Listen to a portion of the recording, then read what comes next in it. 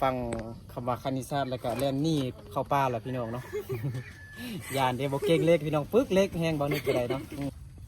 แตงโมมีลูกจักคนเหรอบ่มีบ่มี กำลังสิมีบ่โอ้ยสงสัยยักรับยักนอนแล้วหันแบบมันอุ่นนะมันยังอยู่นำมอผู้สาวนะโอเคพี่น้องเนาะเอาไปคลิปอะไรเด้อฟังแตงโม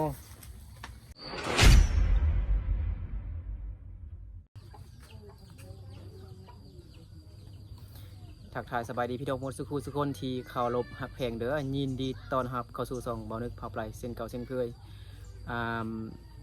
ลายมือแล้วที่บ่นึกบ่ได้เดินทางไกลเพื่อไปเลาะสัมภาษณ์ผู้สาวอยู่ในชนบทอยู่ในลาวค่ะนะก็มีแต่มาหาน้องพองคือเก่าพี่น้องเนาะเพราะว่าพอดีมี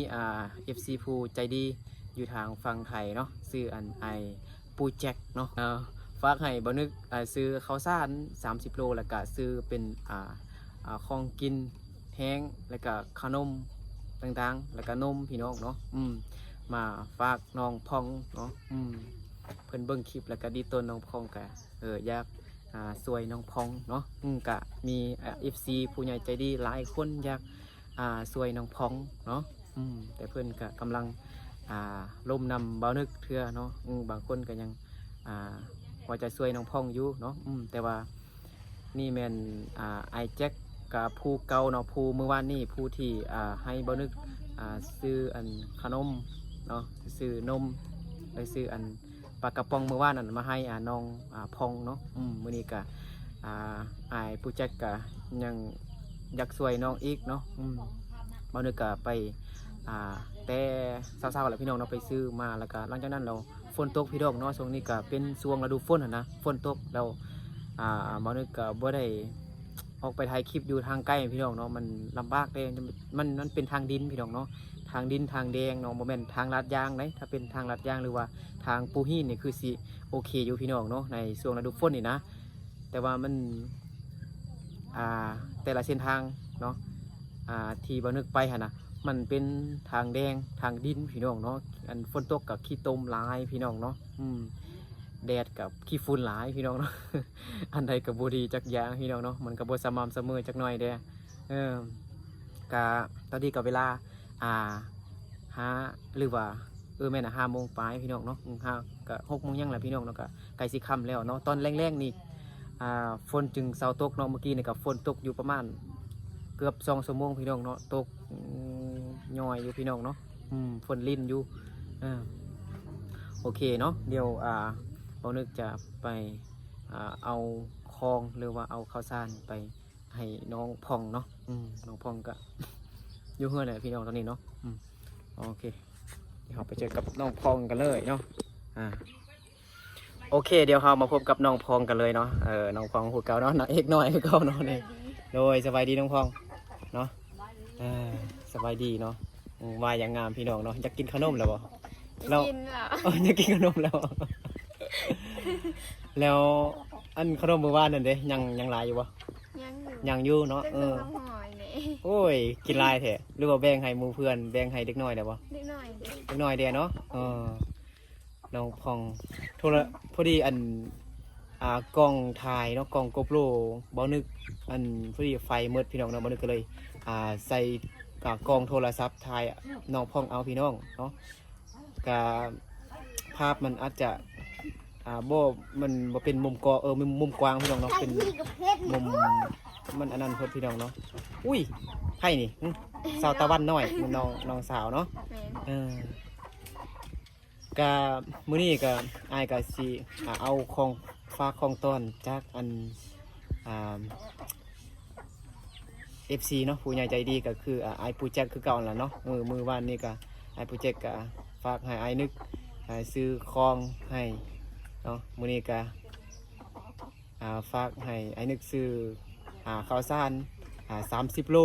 เนาะแล้วก็ซื้อเป็นของกินแห้งเด้แล้วก็ขนมเด้น้ำนมเด้แล้วก็อุปกรณ์การเรียนเล็กน้อยเนาะเพื่อให้น้อง เพื่อให้น้องพ่องมีกำลังใจเรียนเนาะซื้ออุปกรณ์การเรียนเด้เดี๋ยวเป็นเครื่องกับเบานึกก็ได้มาปะไว้นี่แล้วพี่น้องเนาะอันนี้ก็จะเป็นข้าวสาร30 โลพี่น้องเนาะถ้าบ่เสื้อก็เอาไปสั่งก็ได้เด้อน้องพ่องเอาไปสั่งเด้อบางทีเมื่อกี้คือว่ากายจัก2-3 ขีด 5 ขีดเนี่ยบอก30 โลกับอันเท่าไหร่5 ขีดบ่เมื่อกี้ไอ้ซื้ออยู่บ้านกลางคนใดแล้วก็เป็นอันนี้มันขนมพี่น้องเนาะอันนี้ก็จับกองเบิ่งหนึงเนาะแล้วก็จับคองเบิ่งหนึงนี่แกะแล้วก็เอามาวางไว้ให้น้องเนาะ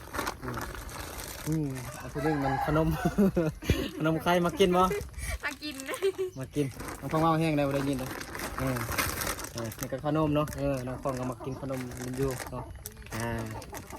มากินมันเสื่อเนี่ยอยู่นั่งกินแล้วมากินนี่แหละมากินหมดแล้วกันเนาะอันนี้ก็เป็นมีไวๆเด้อแล้วก็มีมันปนกันแล้วก็มาม่าเด้อบ่นี่แม่นมาม่าเด้อแล้วก็ไวๆเด้อพี่น้องเนาะเอาก็ปลากระป๋องเนี่ยกล้องไว้ฮะเอานี่ไว้ขึ้นไว้กล้องกันเลยยองใส่กันเอาเนาะบ่ต้องให้มันบังกันให้เห็นหมดเลยอันนี้เป็นพริกเนาะอุปกรณ์การเรียนนี่เนาะมีจักการน้องหัวบ่อยู่นี่เนาะมี10 การดูตรงไหนเห็นบ่ลองนับลองดูมีจักการ10 การเห็นบ่เขียนหมดอย่าบ่เดือนนี้บ่หมดเนาะปีหน้าเห็นบ่น้องเซ็งเหรอบ่เซ็งยังมือเดียวเนาะยังวิชาใดยังวิชาคณิตกับประวัติคณิตศาสตร์กับประวัติเนาะโอ้ยบ่นึกฟังคำว่าคณิตศาสตร์แล้วก็เล่นนี่เข้าป่าแล้วพี่น้องเนาะ ยานเดี๋ยวบ่เก่งเลขพี่น้องปึกเลขแห้งบ่นึกก็ได้เนาะแล้วก็มีไม่ย่างนี่นะของฟังผมบ่มันมันเอาไว้ครัวผักครัวไข่จืนไข่เนาะทอดกลางนมมื้อนี้มีหลายอย่างได้บำรุงสมอง แม่นบำรุงสมองบำรุงสมองเฮียนเก่งเนาะมีซีนี่เด้2ซีนี่มักซีหยังนมเนี่ยนะซีเหลืองซีส้มเนาะโอ้ยมื้อนี้หลายกว่ามื้อวานนี้ได้เนาะเป็นใจดีก็เป็นตาหักตาเพลงเถอะเนาะซื้อไอ้ปูแจ็คเด้อแล้วก็อันนี้ก็เป็นปึ้มเนาะ10 หัวแม่นบ่10 หัวเนาะตับหนึ่งเขียนหมดบ่ปีนี้เนาะบวชเนาะปีหน้าเนาะ หลายพี่น้องเนาะแล้วก็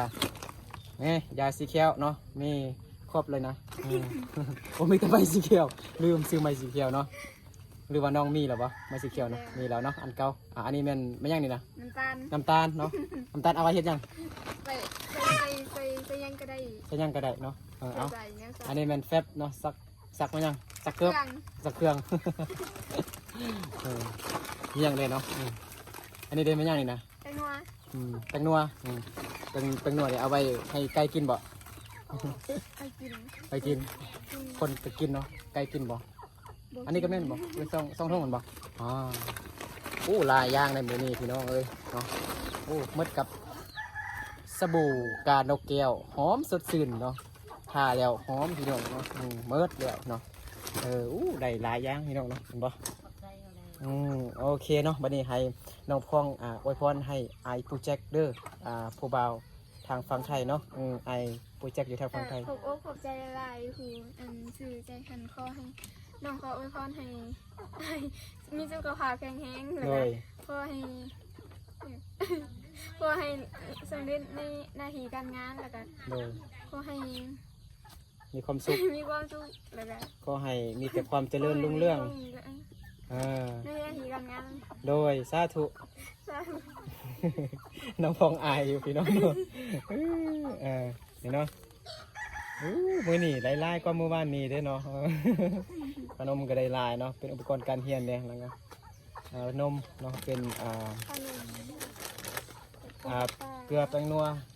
บ่มีเกลือนะมีแต่แป้งนัวแล้วก็น้ำตาลเนาะแล้วก็ เขาสั้น30 โลเนาะแล้วอันเขาเก่าหั่นเด้ยังจักโล ประมาณ10 โลเนี่ย ประมาณ10 โล10 โลกินประมาณจักมือจึงหมด 2-3 มื้อก็หมดละ 2-3 มื้อก็หมดอ๋อเรา30 โลนี่เด้กินจักมือจึงหมดน้องพอง อืม ฮะ ครึ่งใช่ ฮะ เดือน ครึ่งเดือน15 มื้อ16 มื้อเนาะบางทีก็ฮอดเดือนเนาะแล้วอยู่เฮือนนี่ไผกินข้าวเก่งกว่าหมู่ ฮะ มีใครแหละกินเท่ากันมื้อ นะบ่แม่นน้องพองบ่กินหลาย บ่ กินลายเดี๋ยวได้เนี่ยผู้น้อยอยู่เด้กะแม่นเราพี่น้องเนาะน้องพองก็อายุแค่15 ปีเนาะเขาเรียนอยู่ม.3 เนาะนั่นล่ะน้องพองกินเขาวแรงแล้วบ่ ยัง ยังเมื่อกี้เฮ็ดยังอยู่ ต้มน้ ต้มน้ำเฮ็ดยัง ำต้มน้ำให้เอื้อย ให้เอื้อยหากคลอดลูกใหม่พี่น้องเนาะลูกได้จักเดือนเนาะบ่เดือนเนาะบ่เดือนเท่าจักมื้อ ประมาณ18-20ปลาย น้องพองว่าให้เนาะฮะ15 มื้อแล้วเนาะแต่ว่าลูกเอื้อยของน้องพองนี่แค่15 มื้อเองพี่น้องเนาะผู้ใหญ่แล้วเป็นบ่าวแล้วผู้ชายเนาะน้องพองก็เบิ่งน้ำเบิ่งเข้าให้เอื้อยเนาะไก่ ตอนนี้น้องพองอยากได้หยังที่สุด เด็กได้ฮอในเฮือนไหน อยากได้หอยอยากเงินมาสั่นพี่น้องเนาะเบิ่งนี่คือเงินของน้องพองเด้อเนาะเมื่อกี้ก็แล้วโทรศัพท์บ่อยากได้บ่ อยากได้อยู่ อยากได้อยู่ อยากได้มื้อนี้ อยากได้หมดว่าซั่นเนาะโทรศัพท์ก็อยากได้ห้องเฮือนก็อยากได้ว่าซั่นพี่น้องเอ้ยเนาะก็มี FC ทางฝั่งไทยก็บาง FC ก็ว่าจะช่วยน้องอยู่แต่ว่ายังบ่ถึงเวลาเทื่อว่าซั่นเนาะนี่คือเฮือนของน้องเนาะออกมาได้ปะอันนั้นปะท่านก่อนให้น้องตะวันเบิ่งไก่ให้ไก่ซับอันนั้นก็นึกกะจับกล้องมือเดียวเนาะก็ไม่เมื่อยได้จักหน่อยเนาะนี่เนาะโอ้ยนี่คือเฮือนของน้องเนาะนี่เฮือนของน้องพองนะนี่สิประมาณนี้แหละพี่น้องเนาะโอเคนั่งอยู่บนเก่าแล้ววันนี้เนาะน้องพองออกมายืนอยู่นี่เพื่อดึงเธอซื้อเนาะน้องพองว่าตอนนี้อยากได้ที่สุดคืออยากได้ห้องเฮือนว่าซั่นเนาะก็คืออยู่ในหมู่บ้านนี่ก็ครอบครัวของน้องพองก็ยากลำบากพี่น้องเนาะลำบากเนาะถือว่าลำบากที่สุดก็ว่าได้พี่น้องเนาะอยู่ในหมู่บ้านนี้เนาะฉะนั้นแล้วน้องพองก็จึงว่าตอนนี้อยากได้ที่สุดก็คืออยากได้ห้องเงินว่าซั่นเนาะใครใจดีก็เบิ่งเอาเนาะพี่น้องเนาะบ่เบาลายใหญ่ห่าง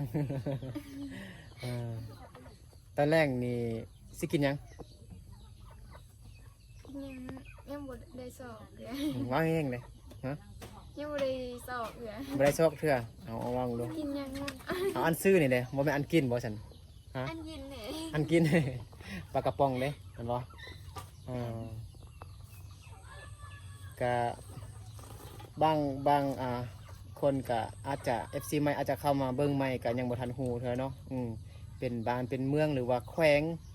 เนาะบางนึกก็เคยได้เว้าไปในคลิปแรกๆแล้วหรือว่าคลิปทำอิฐพี่น้องเนาะหรือว่าบางนึกจะเว้าใหม่อีกก็ได้เนาะก็น้องพองแม่นอยู่บ้านอยู่หมู่บ้านชื่อหมู่บ้านแม่น บ้านดงหลวง บ้านดงหลวง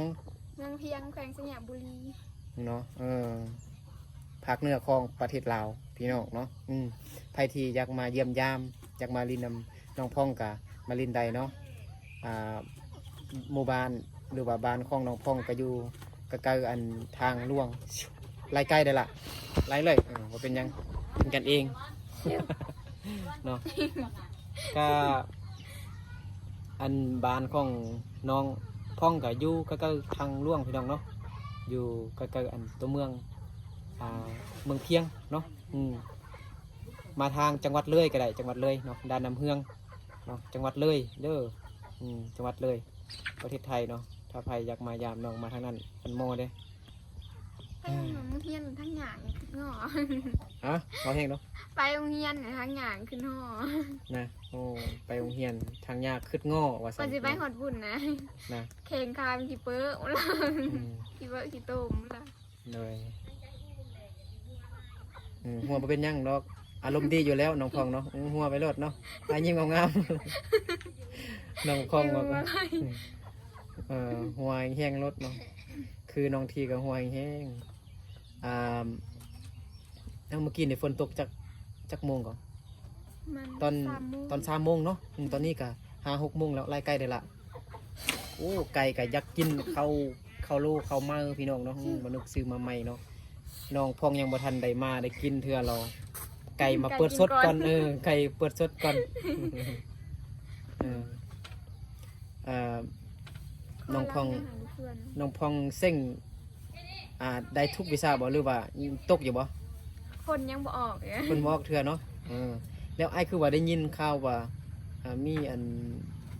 นักเรียนอยู่บ้านเฮานี่ก็เส้งตกหลายคนอยู่ว่าซั่นเนาะแล้วน้องตกบ่แบบ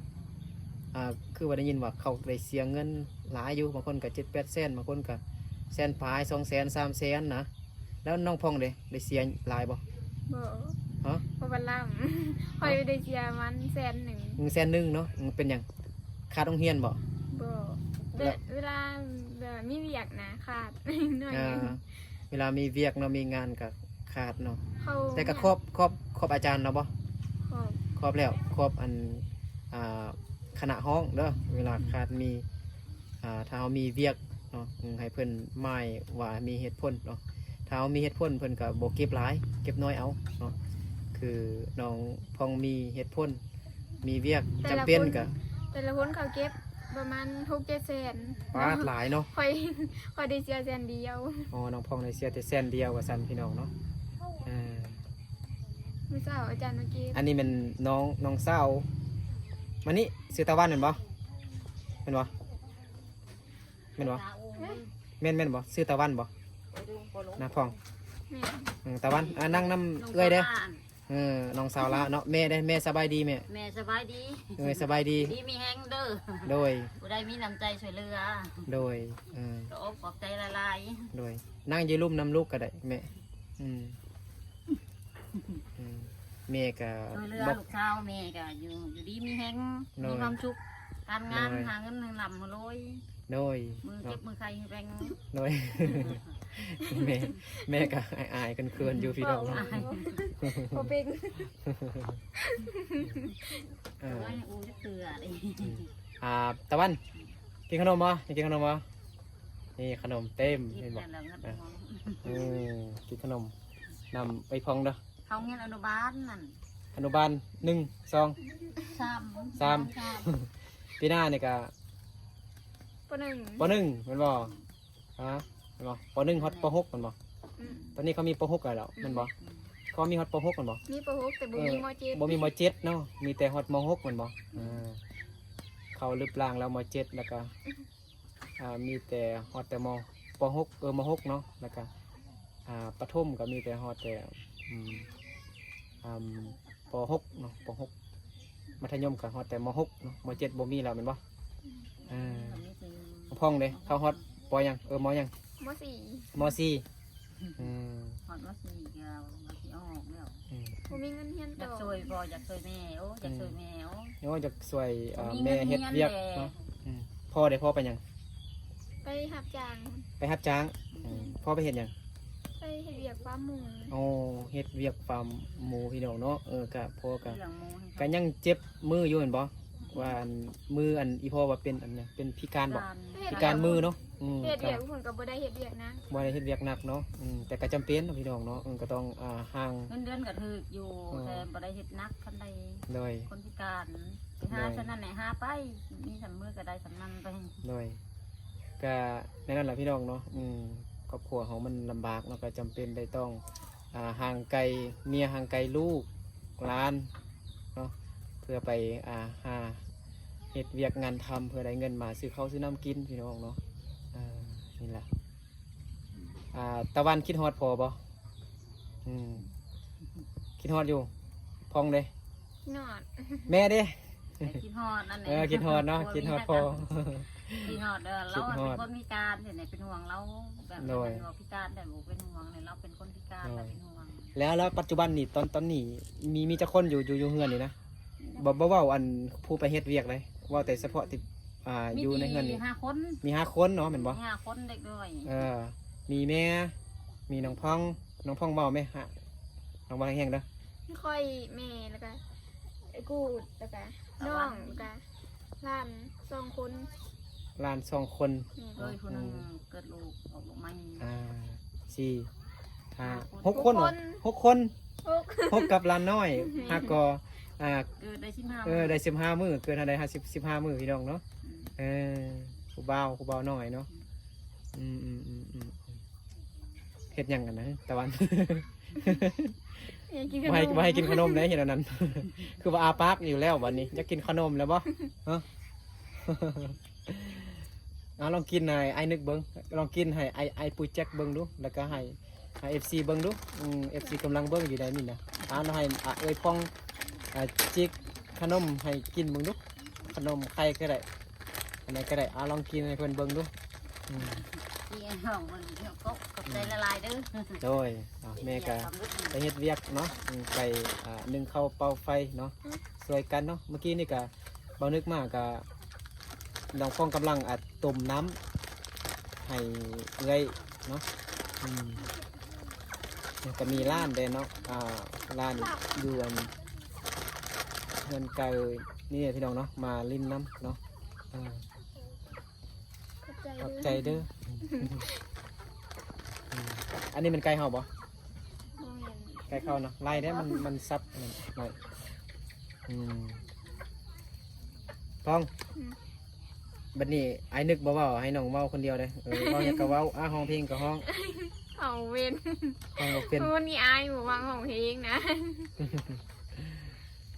อายคืนอยู่คืนอยู่แซ่บบ่ตะวันแซ่บบ่ขนมไทยได้นี่FC ไทยซื้อมานี่ ความจริงแล้วก็ขนมไทยเห็นแหละพี่น้องแต่ว่าเอานึกซื้อเอาอยู่ลาวนี่เนาะซื้อเอาอยู่ลาวนี่มาให้น้องพ่องเนาะเมื่อวันนี้ก็ได้ร้ายอยู่เนาะแต่ว่าก็บ่หลายซ้ำมื้อนี้ได้ร้ายกว่าเนาะทางมื้อนี้ก็ได้เข้าน้ำแดงเนาะ30 โลเนาะก็กินกับประมาณครึ่งเดือนเนาะ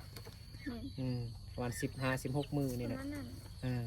เพราะว่าร้านลายเด้เนาะน้องพ่องก็กินเก่งพี่น้องเป็นบ่บางข่าวก็กินลายบางข่าวก็กินบุลายไปไกลเลยหน่อยมันบุไปไกลขี้ดื้อบ่ไปเนาะต้มกินกันแล้วบ่พ่องต้มเลยไก่บะลือช่วงนี้เราดูฝนพี่น้องเนาะตอนช่วยๆหันแดดห่อนแห้งพี่น้องเนาะ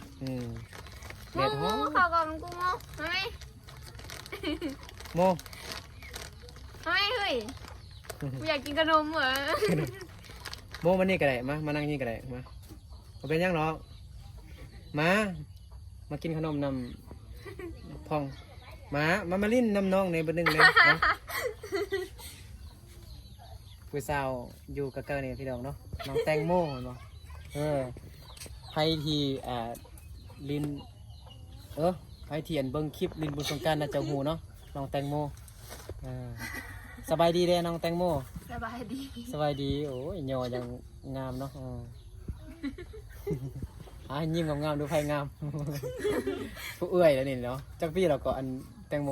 18 ปีโอ้เขา19แล้วพี่น้องเนาะก็ส้มรถได้แล้วได้เนาะแต่งงานได้แล้วเด้18 ปีเนาะบ่แม่นให้ว่าผิดบ่19 ปีแม่นบ่ก็เป็นผู้ใหญ่เต็มโตแล้วเป็นหยัง แตงโมยังบ่แม่นอันนั่งขี้ไก่บ่ฮะเป็นหยังฮะแตงโม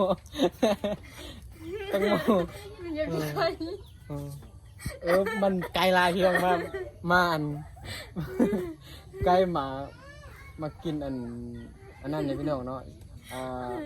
มันซับข้าวสารเมื่อกี้เราน้องแตงโมมานั่งกันเรานั่งใส่ขี้ไก่ที่จังได๋นั่นบอกบ่แม่นติ มันเยี่ยม อ๋อ แตงโมเย็บขี้ไก่พี่น้องเนาะไก่มาซับเป่าเข้าอันน้องพ่องเมื่อกี้เราเย็บใส่ขี้ไก่เนาะเอาล่างแล้วก็มานั่งนี่ตื่มเบิดนึงก่อนแตงโมมานั่งเป็นหมู่น้องพ่องนั่งยับมานี่ก็ได้ยับมานี่ก็ได้พี่ยิงขี้ไก่ อยากขี้ไก่เนาะสาวแตงโมงามเนาะเดี๋ยวนะให้กระซอกมุมแจ้งๆจักหน่อยนะพี่น้องเนาะถ้าภาพโบแจ้งกับขอโทษขออภัยด้วยเนาะแตงโมพ่องเป็นตาหักตาแพงพี่น้องเนาะสาวเผายวนนั่นบ่ แม่น อ๋อสาวเผายวนพี่น้องเนาะอันนี้เป็นน้องบ่ ล้าน ล้านเนาะอายนึกคิดว่าเป็นลูกแตงโมแม่นเนาะ กินขนมให้ FC เบิ่งดูแตงโมพ่องก็กินมากับมา ขี้ดื้อนะมานะสาวยวนเนาะงามๆพี่น้องเอาให้เอื้อยแตงโมได้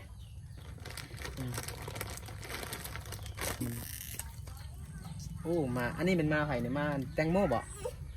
มันยิ้ว บ่แม่นบ่แม่นมาอันเจ้าของเฮือนเนี่ยบ่มาน้องพ่องกันบ่ โอ้ยน่ารักนะ อ๋อ น่ารักนะ เอาลองกินขนมมึงดูแตงโมอ้าวแซ่บบ่ขนมผู้บ่าวไทยฝากมาเด่น โอ้ แซ่บโอ้ คนนี้เห็นใจแต่โอ้ หน่วยไอปูแจกเด้อฝากให้ไอนึกซื้อขนมฝากน้องพ่องเลยน้องแตงโมนำ บังเอิญซื้อๆเนาะน้องแตงโมบังเอิญเนาะหมดแล้วบ่ตะวันขนมหมดแล้วบ่เอามาเอาอีกยังร้ายอยู่นี่อยู่ห้านยังร้ายอยู่แต่เอาแล้วก็เอาเงินให้เข้าเลย มื้อนี้แตงโมไปหยังไม่ได้ไปหยังคือว่าเห็นอันแตงโมอันไข่อันขนมหยังบ่ แม่น ตังหานเนาะไข่อันขนมไข่เครื่องดื่มมันยังแม่นบ่อ๋อนี่เงินน้องแตงโมอยู่เทิงเนาะนี่นี่อยู่กะเกออันเงินน้องพ่องเนาะโอ้ยสงสัยยักรับยักนอนแล้วหันแบบมันอุ่นนะมันยังอยู่นำ เนื้อหมู หมอผู้สาวนะมันซื้อมายังกันนี่นะ เตี้ย ต้องเตี๋ยนะ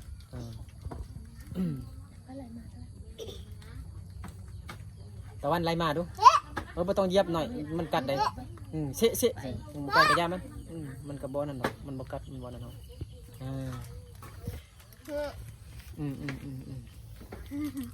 วันนี้ไอ้นึกเว้าร้ายแล้ววันนี้ให้2คนเนี่ยเว้าวันนี้สิเว้ายังกับเว้าอารมณ์กันเว้าเรื่องผู้เว้า